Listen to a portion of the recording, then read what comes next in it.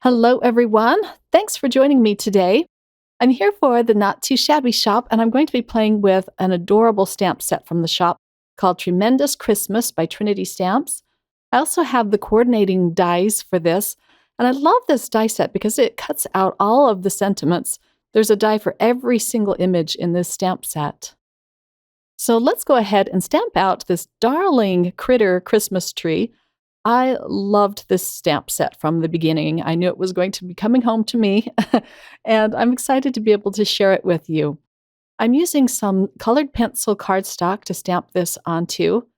This is from Stonehenge, and it's a really nice cardstock for colored pencils because it has a very fine tooth, and this means that you can put down lots of layers. The ink I'm using is from My Favorite Things, and it's just called Extreme Black Ink. I'll stamp this out about 4 or 5 times. There is a lot of detail to this stamp, but I'll just show you one stamping. And here it is all done and ready to color. Because I stamped this out so many times, I do allow it to air dry for a few minutes, and then I can do my coloring. I'm using some Faber-Castell colored pencils, and I'm going to start with this adorable bear. It's going to be a white bear.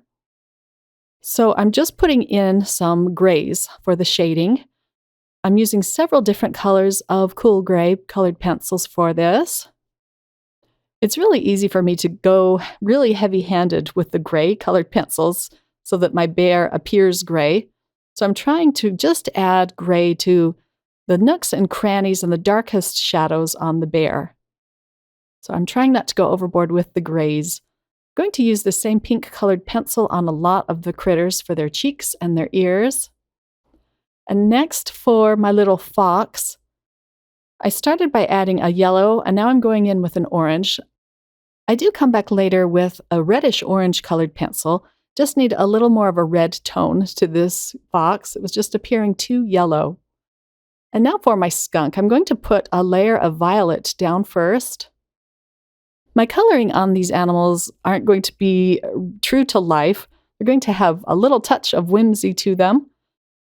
And then I'll go over the layer of violet with an indigo colored pencil.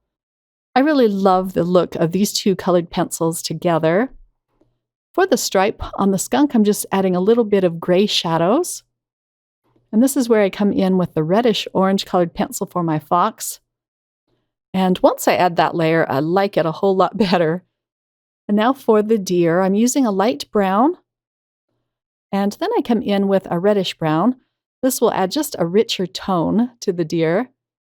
I love putting down lots of layers. It just adds more interest to the colored pencil work. The antlers, I'm just using the same reddish-brown pencil, but pushing down a little bit harder so they're darker. On this cute little owl, I'm using a cream-colored pencil and a flesh tone colored pencil for its wings. And I'm adding a little bit of gray to shadow its big round eyes. I want my bunny to be white as well, so I'm using more of the cool gray colored pencils. On the beaver, I'm using another brown. I'm using lots of different colors of brown to color in these animals just so they look slightly different. But I'm using the same reddish brown that I did on the deer for my second layer. I'll come in with a yellow ochre just to add a little bit of brightness to his belly and his arms. On my raccoon, I'm using more grays, but this time I'm using the warm grays. The warm grays have more of a brownish tone to them. I lost a little bit of footage here when I was coloring in my squirrel. I thought my camera was on, but it wasn't. And then I skipped to the hedgehog, and I'm just using a yellow ochre and another light brown colored pencil.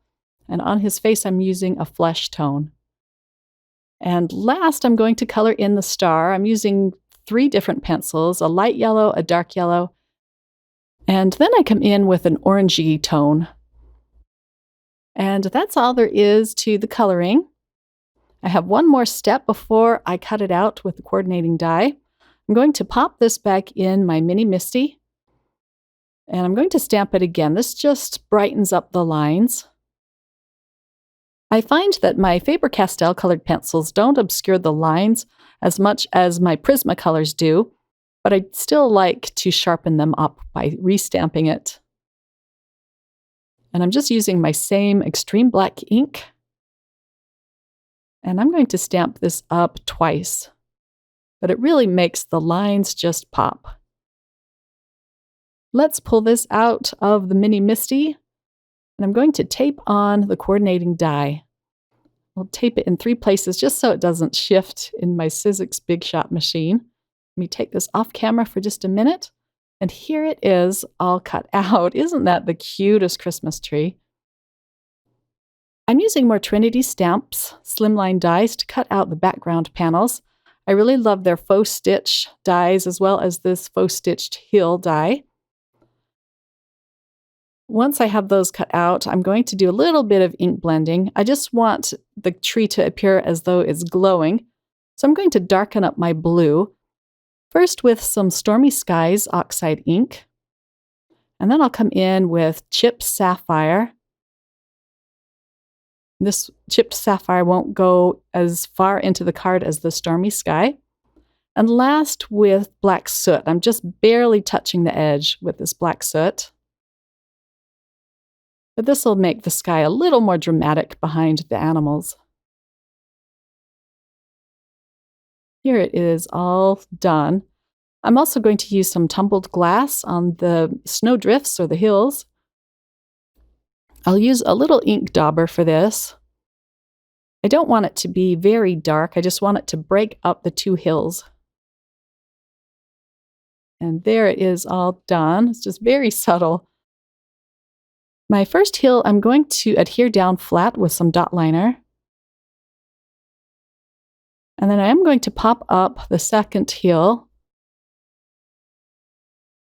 as well as the Christmas tree. And I do like to put a lot of foam behind them just so they don't sag when they are sent through the mail. The bear's feet, of course, will be on this hill, but I want to make sure his little nose and the fox's tail are not. This just makes it a little bit taller and differentiates it from the white of the hill. The sentiment is going to say joy to the world, and of course I have to use the coordinating die. It's so much fun. I'm using some VersaFine Onyx Black ink to stamp out this sentiment. And then I will find the coordinating die for this. I like to keep them all on this Spellbinders diamond. It's so handy, so I don't lose all of the teeny tiny dies that came in the set. Before I cut this out, I am going to stamp a few of the smaller stamps. I'll cut out this cute mistletoe and berries. And then there are some little pine needle sprigs. And I don't end up using any of the pine needle sprigs, but I like how you get one curving in both directions. I did some quick Copic coloring on my mistletoe. And here they are all cut out. I'll glue this flat at the bottom of the card.